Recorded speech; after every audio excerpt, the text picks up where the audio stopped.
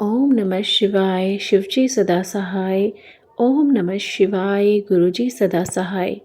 गुरुजी के चरणों में कोटि कोटि नमन। जय गुरुजी संगत जी।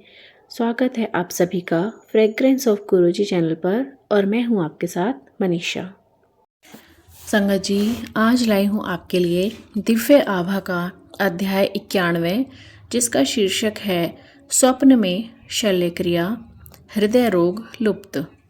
और यह जर्नी है श्री S.K. बहल जी की दिल्ली से। तो चलिए संगत जी शुरू करते हैं। 1997 से 98 में मुझे परिवार सहित गुरुजी से मिलने का सौभाग्य प्राप्त हुआ।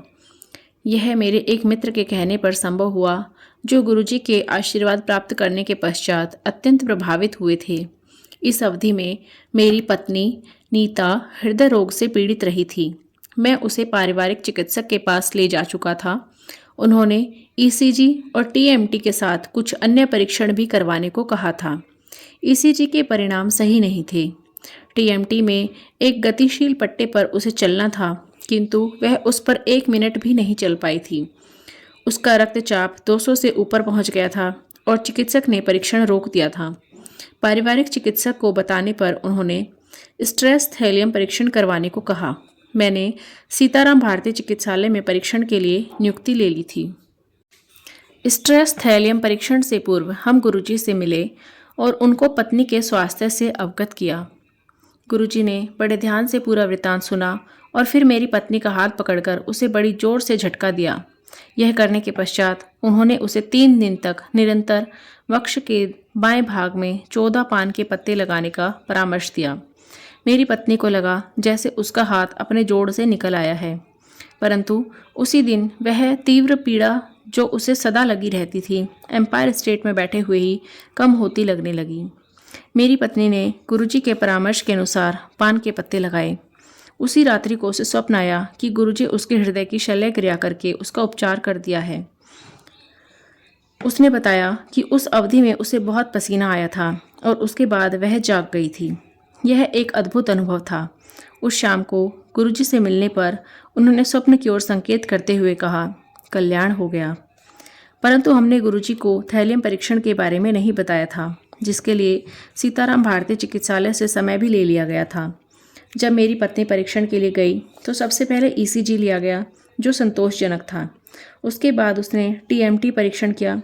चिकित्सक आश्चर्यचकित थे कि 9 मिनट तक पट्टे पर चलने के पश्चात भी उसका रक्तचाप सामान्य रहा। उत्सुकतावश उन्होंने मेरे से उसके लक्षणों के बारे में पूछा। जब मैंने उनको बताया कि हृदय की समस्या के कारण निरंतर पीड़ा रहती है, तो उन्होंने आपस में एक दूसरे को विस्मित होकर देखा। उसके बाद हम घर वापस आ गए। तीसरे दिन जब हमें उसके परिणाम मिले तो वह सामान्य सीमाओं में थे और कोई अवरोध नहीं था।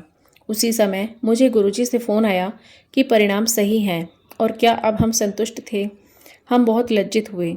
उस समय से मेरी पत्नी को हृदय की कोई समस्या नहीं हुई है। इसी प्रकार के अनेक संस्मरण हैं जिनसे सिद्ध होता है कि गुरुजी महाराज अद्भुत शक्तियों सहित ईश्वर के अवतार हैं।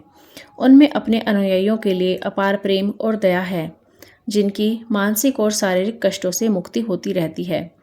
गुरुजी की शरण प्राप्त कर और प्रतिदिन उनकी कृपा के पात्र बनकर हम अत्यंत भाग्यशाली हैं। जय गुरुजी।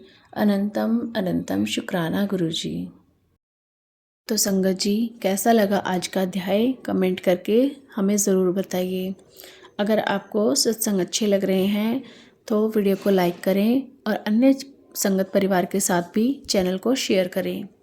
अगर आप भी अपना कोई सत्संग हमारे साथ शेयर करना चाहते हैं तो डिस्क्रिप्शन बॉक्स में दिए गए व्हाट्सएप नंबर या ईमेल आईडी पर आप अपना सत्संग रिकॉर्ड करके ऑडियो या वीडियो में रिकॉर्ड करके हमें भेज सकते हैं। तो चलिए संगत जी, अध्याय की समाप्ति करते हैं मंत्र जाप के साथ। आप भी कीजिए। ओम नमः शिवाय शिवजी सदा सहाय। ओम नमः शिवाय गुरुजी सदा सहाय। ओम नमः शिवाय शिवजी सदा सहाय। ओम नमः शिवाय गुरुजी सदा सहाय।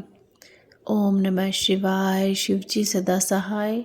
ओम नमः शिवाय गुरुजी सदा सहाय। जय गुरुजी। तो जल्दी ही मिलते हैं संगत जी एक नए अध्याय के साथ। तब तक सभी को जय गुरु जी।